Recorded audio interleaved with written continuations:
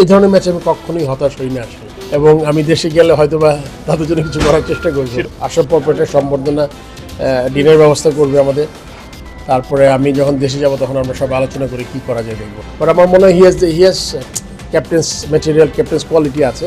Different ফর্মে different ক্যাপ্টেনের কথা চিন্তা করছি, অ্যান্ড সে প্রুভ করেছে যে he is ready to become the captain.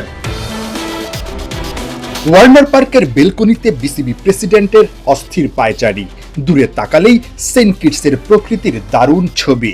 Faruk আহমেদের জন্য নৈসর্গিক সৌন্দর্যটা আরো বেশি উপভোগ্য হতে পারত যদি মেহেদী মিরাজরা ম্যাচের শেষ হাসিটা হাসতে পারত।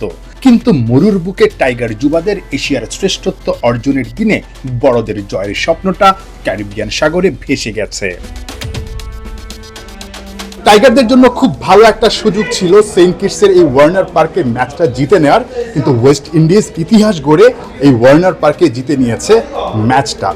আমার সঙ্গে আছেন বিসিবি প্রেসিডেন্ট ফারুক আহমেদ, অনেক দূর থেকে এসেছিলেন খেলাটা দেখতে।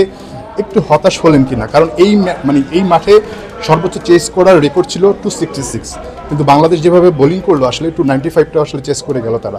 একটু হতাশ কিনা ফারুক ভাই?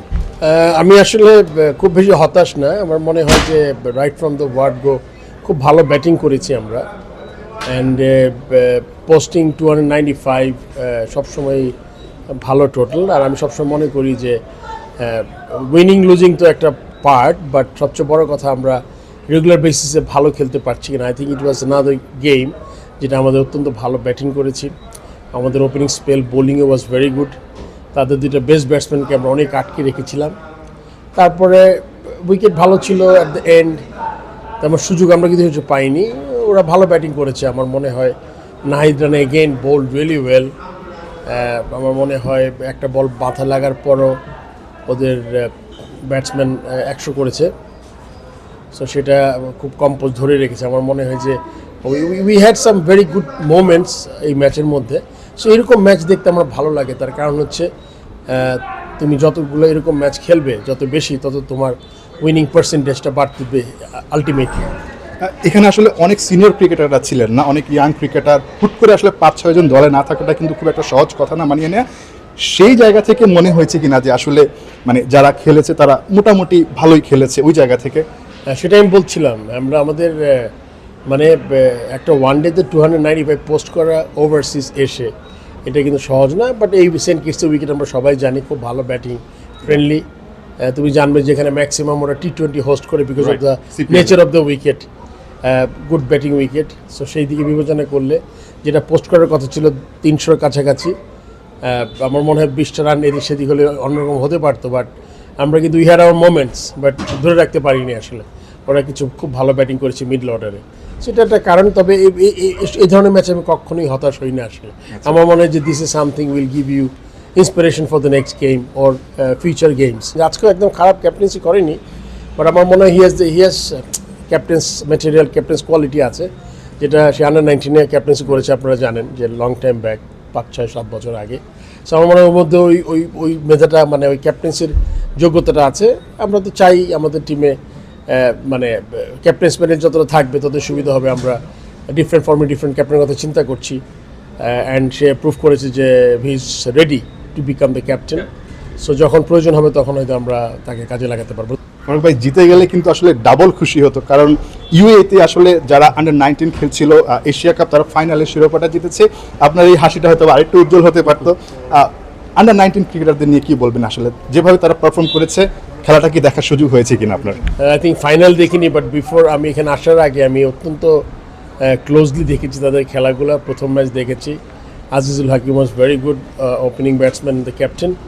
অ্যান্ড আমার মনে হয় যে তারা একদম প্রথম ম্যাচ থেকে দেয়ারে একটা সিগনেচার মতো করে দিয়েছে যে এটা তার খুব দূরে যাবে, এবং সেটা করে দেখালো। আমার মনে হয় যে যখন মানুষ একটা টুর্নামেন্ট জিতে, লাস্ট টুর্নামেন্ট এশিয়া কাপ, অনেক মানুষ হয়তো চিন্তা করেছে যে এটা আমাদের জাস্ট একটা ম্যাচ হয়ে গেছে, একটা টুর্নামেন্ট। বাট এটা এবার কিন্তু সিল করলো আর কি, সেকেন্ড টুর্নামেন্ট জিতে, যে we are really age level অত্যন্ত স্ট্রং দল আমাদেরটা। এবং এটা এদের থেকে আমরা আশা করি ফিউচারে বাংলাদেশ দলে কিছু প্লেয়ার পাবো। এবং hats off to them, congratulations under nineteen team, and it was a pleasure to see them and win the trophy.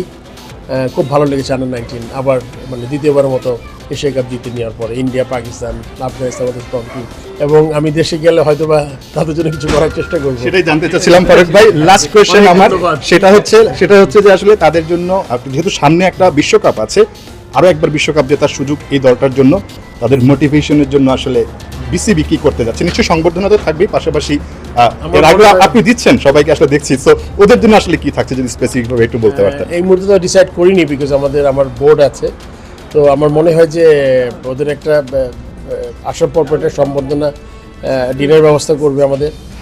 তারপরে আমি যখন দেশে যাব তখন আমরা সব আলোচনা করে কি করা যায় দেখবো। ধন্যবাদ ফারুক ভাই, অনেক ধন্যবাদ আপনাকে এই সময়টা দেওয়ার জন্য। আসলে এত ব্যস্ততার মধ্যে ফারুক আহমেদ, যিনি কিনা আসলে খেলাটা দেখতে এসেছিলেন সেই সেন্ট কিটসে, বাংলাদেশ থেকে ছুটে এসেছেন। একই দিনে এশিয়া কাপ জিতেছে যুবারা। আজকের এই ম্যাচটা যদি আসলে বাংলাদেশের সিনিয়র টিমটা জিততে পারতো, ফারুক আহমেদের খুশিটা হয়তো বা দ্বিগুণ হয়ে যেতে পারতো। তারপরও এখান থেকে আসলে যেভাবে তিনি ফিরছেন সেটা কিন্তু আসলে একেবারেই তার জন্য অস্বস্তির না, সেটাই তিনি বলছিলেন। যেভাবে পারফর্ম করেছে অনেক সিনিয়র ক্রিকেটার না থাকার পরও তিনি এটাকে পজিটিভভাবেই দেখছেন। নাহিয়ান বিন জাসিম, একাত্তর, সেন্ট কিটস, ওয়েস্ট ইন্ডিজ।